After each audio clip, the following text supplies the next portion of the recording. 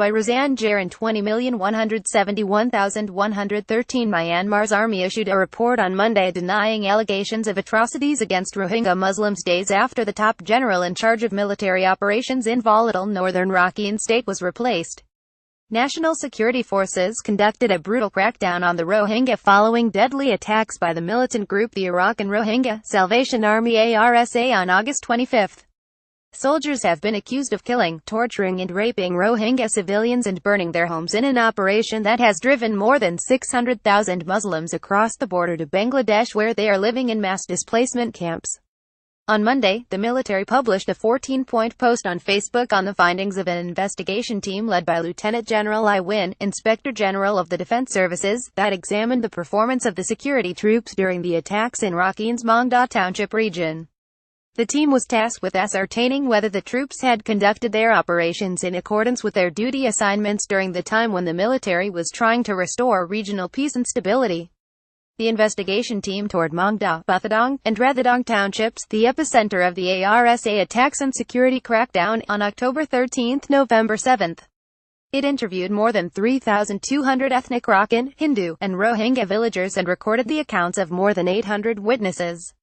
The findings of the investigation have proved that all security members up sick from the leaders to the privates were aware of and strictly abided by the orders and directives of superior bodies, especially the rules of engagement in connection with the rights of self-defense and in discharging duties during the armed conflicts and anti-terrorist operations, said the statement posted on the Facebook page of Senior General Min Aung Hlaing, Commander-in-Chief of Myanmar's Armed Forces.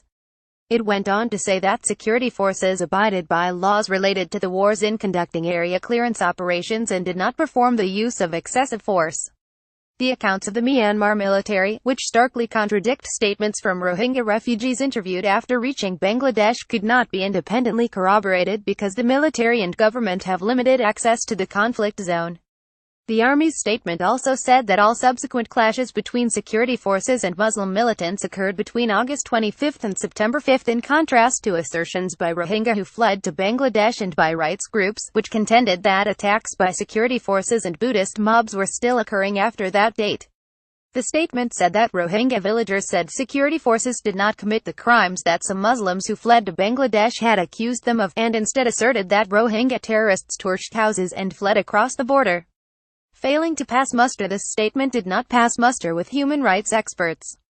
Once again, Myanmar's military is trying to sweep serious violations against the Rohingya under the carpet, said James Gomez, Amnesty International's regional director for Southeast Asia and the Pacific, in a statement issued Monday in response to the findings by Myanmar's armed forces. He noted overwhelming evidence that the military committed atrocities against the Rohingya, from stories of countless witnesses and satellite imagery showing burned villages in attacks that amount to crimes against humanity. The Myanmar military had made clear it has no intention of ensuring accountability. It's now up to the international community to step up to ensure these appalling abuses do not go unpublished, Gomez said.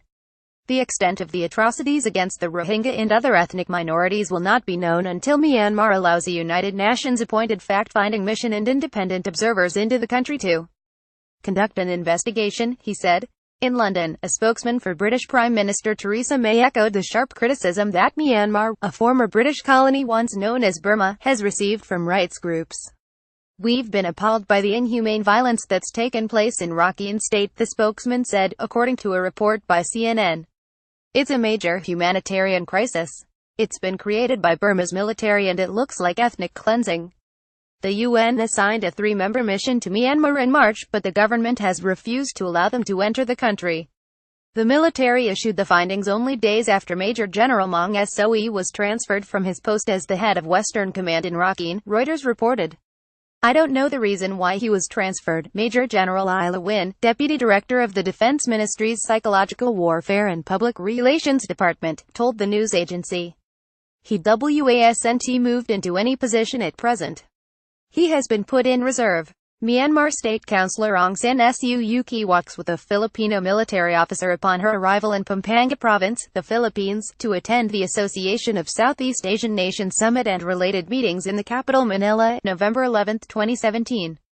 credit Reuters. Meeting in Manila. Myanmar continues to face international scrutiny over the plight of its Rohingya Muslim community, though it failed to come under fire by leaders of other nations at the recent Asia-Pacific Economic Cooperation APEC summit in Da Nang, Vietnam.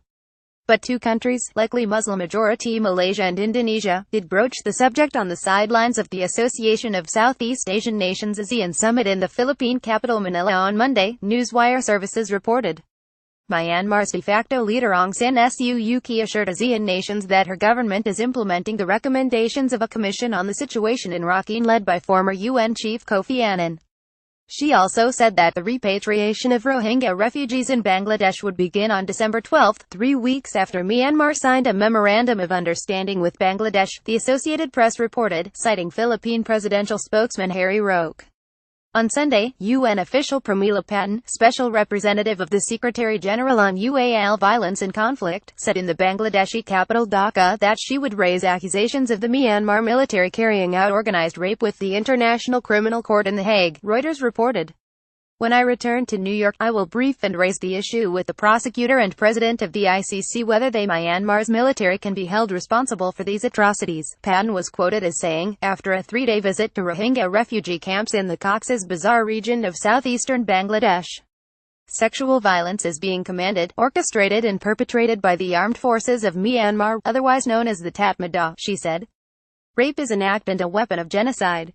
The developments come just before U.S. Secretary of State Rex Tillerson visits Myanmar on November 15 to address the Rakhine crisis and U.S. support for Myanmar's ongoing democratic transition with military officials and senior leaders, including Aung San Suu Kyi. Tillerson said in October that the U.S. holds Myanmar's military leadership responsible for the brutal crackdown on the Rohingya. The world can't just stand idly by and be witness to the atrocities that are being reported in the area, Tillerson told Washington's Center for Strategic and International Studies think tank, Reuters reported. We really hold the military leadership accountable for what's happening, he said. On October 23, the U.S. placed restrictions on Myanmar's military for its abuse of Rohingya Muslims during the recent violence in northern Rakhine state. Some American politicians are now pursuing legislation to impose economic and travel sanctions on the armed forces and their business interests. Pope Francis, who has spoken publicly about the persecution of the Rohingyas, will visit Myanmar on November 27-30 to have private discussions about the crisis with Aung San Suu Kyi and President Htin Naypyidaw. He will also address politicians, members of civil society, and diplomats in a public meeting. Later in Yangon, Pope Francis will with the Sangha Mahanayakamahana, a government-appointed body of senior monks that regulated the Buddhist clergy, at Kabai Pagoda and with Catholic bishops at St. Mary's Cathedral.